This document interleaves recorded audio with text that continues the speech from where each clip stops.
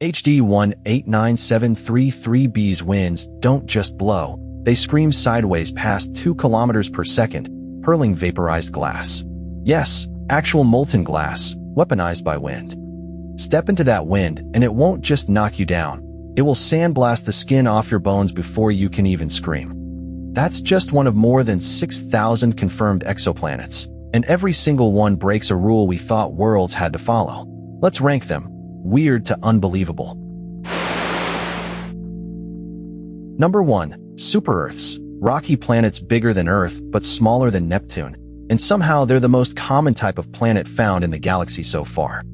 Gravity on a super-Earth could be roughly twice what you feel here, so every step would feel like carrying a second person strapped to your back. Some super-Earths hold on to atmospheres thick enough to trap heat for millions of years, turning what could have been comfortable into a slow-cooking greenhouse. Super-Earths are the single most common confirmed planet type in the galaxy so far, narrowly ahead of gas giants and Neptune-like worlds, and our own solar system just doesn't stock it. Number 2. Mini-Neptunes. Gas-wrapped worlds bigger than super-Earths but smaller than Neptune, and a size of planet our own solar system skipped entirely.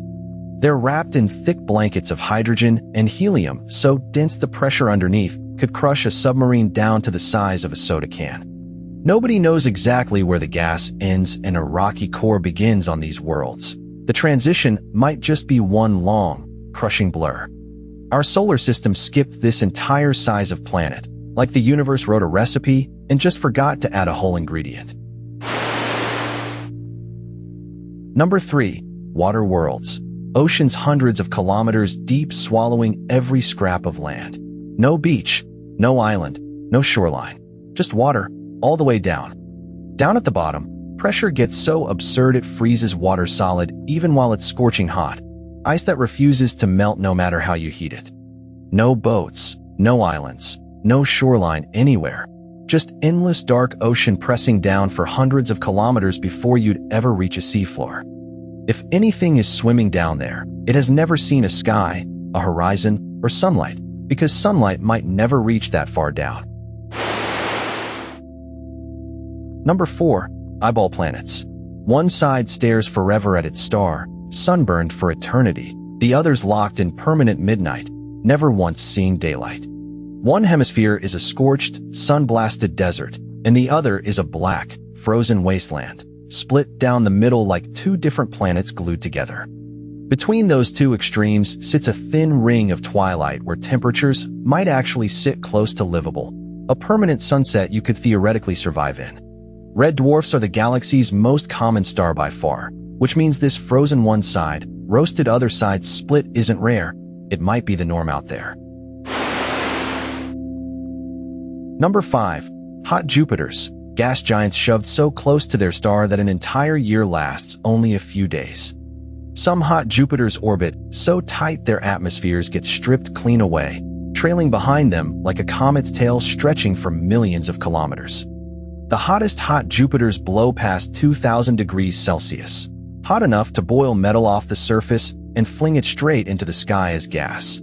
Picture Jupiter, except somebody grabbed it and yeeted it into the sun's front yard. That is basically what happened here. On WASP 76b, the day side is hot enough to vaporize iron into the sky. Then, once night falls, it rains back down as liquid metal. Actual metal rain. Number 6. Lava worlds. Rocky planets so close to their star that their entire surface is a permanent, glowing ocean of molten rock. There's no solid ground anywhere to stand on. Just endless waves of magma glowing white-hot beneath a sky thick with vaporized stone. The day side can get hot enough to melt rock outright, while a slower cooking far side might smolder just below the melting point, forever. On some lava worlds, researchers think the atmosphere itself may be made of evaporated rock, meaning the sky up there could quite literally rain stone.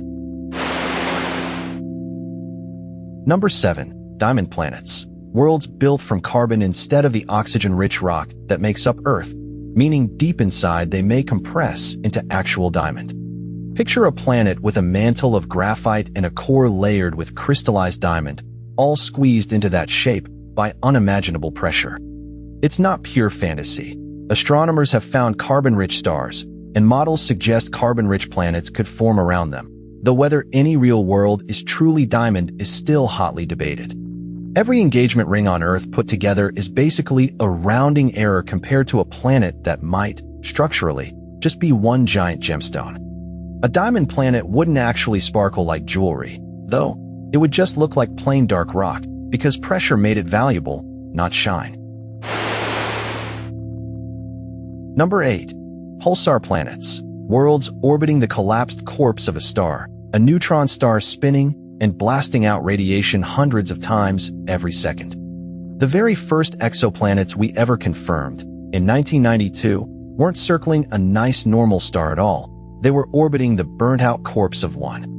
That radiation bath is intense enough to sterilize any surface it touches, stripping away any real hope of atmosphere, water, or life ever taking hold. These planets likely formed from the wreckage left behind after the very supernova that created the pulsar, worlds literally built from a dead star's corpse. Number 9. Rogue planets. Worlds with no star at all, ejected from their systems, and now drifting alone through the dark, forever. No sunrise, no sunset, no star in the sky brighter than any other star. Just permanent, absolute night for the rest of that planet's existence. Some estimates suggest there could be billions of these homeless planets wandering our galaxy right now, completely untethered to any star at all. Remember the pulsar planets, bathed in deadly radiation? At least they still have a sky to look up at. Rogue planets don't even get that much. Without a star's heat, a rogue planet would need a thick atmosphere or a subsurface ocean just to keep any warmth trapped inside, alone in the dark. Number 10. Potentially habitable planets, sitting in the habitable zone, that narrow Goldilocks strip from their star where liquid water could actually exist on the surface. Habitable zone means the planet is livable. It just means liquid water could exist there. Being in that zone doesn't guarantee oceans, or air, or life. It just means the planet didn't automatically fail the very first test. We found a growing handful of rocky worlds sitting in their star's habitable zone, and we still don't know if a single one has so much as a puddle. Out of every single planet on this list, this is the only category where the most extreme fact is that we simply don't know yet. From glass storms to diamond cores to endless, starless dark, every planet on this list proves that normal was never the default setting for a world. Earth is the strange one. If planets can get this strange, wait until you see what happens to the stars themselves. Next time we're ranking every type of star in the universe. Subscribe so you don't miss it.